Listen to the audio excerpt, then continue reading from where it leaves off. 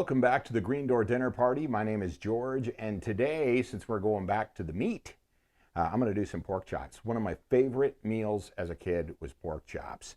A little bit of a spin today. We're going to do them with apples and onions, and the great thing about this recipe, which I think everybody likes, is it's one pot, and we're going to do this in a cast iron skillet. What I've got is 2 center cut bone-in pork chops, very important for the flavor.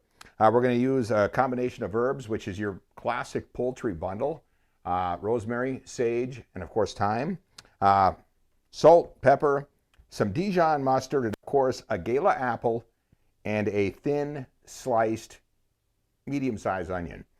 For the record, if you're doing 2 pork chops, 1 apple's plenty. If you're going to go to 4, you'd probably want 2 apples, so a half apple for every pork chop. So let's get started. All right, we're going to start with just a couple of tablespoons of olive oil. We're going to take our pork chops, medium heat, by the way, and make sure you can get space between these. So don't crowd the pan. If you're going to do 4 or 5 of them, you probably want to use a bigger pan. We're just going to do 2 today. So we're going to simmer them on medium heat for about 4 minutes, 5 minutes maybe each side, until they're almost thoroughly cooked, and then we're going to remove them. So we're going to let them simmer for a bit, and then we'll continue.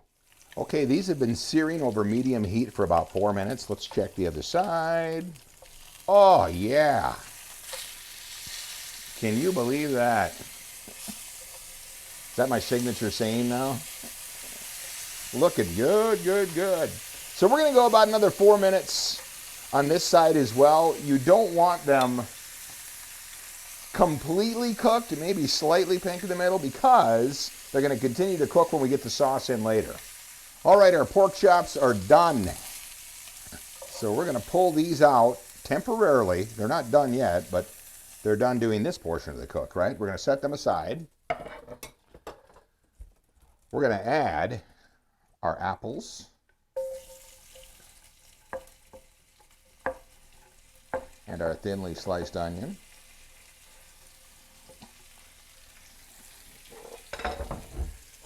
And we're going to cook this about 4 minutes.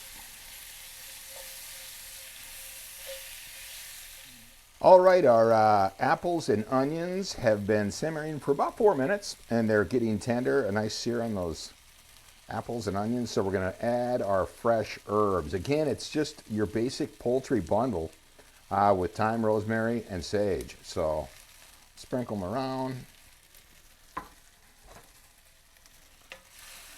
Mix them in. Oh, the smell of that.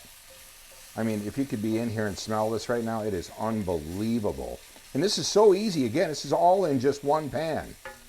Now, to accompany this dish, a great thing would be like a baked sweet potato or some acorn or butternut squash, which is very accessible this time of year, especially here in southern Minnesota. So now that we've got that mixed in, we are going to add, remember, this is about a tablespoon of Dijon mustard and 3/4 of a cup of chicken stock.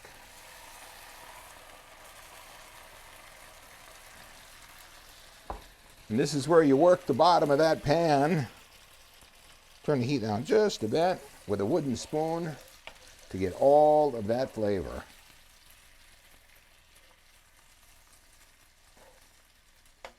All right, now we've got this all mixed together. We're going to slide these pork chops back in here. And remember, that's why you didn't completely cook them when we started.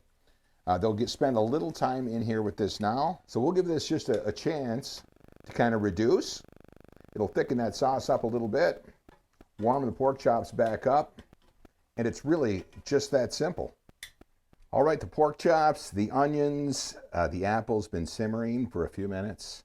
It's done. We're going to take it over and get ready to plate. All right, here we go. Again, we mentioned acorn squash, butternut squash, sweet potato, anything like that would be a great side dish with this. But we'll finish it off with some fresh chopped chives. Again, this is so easy, right? Just one pot. And honestly, with minimal prep work, you can have this done in,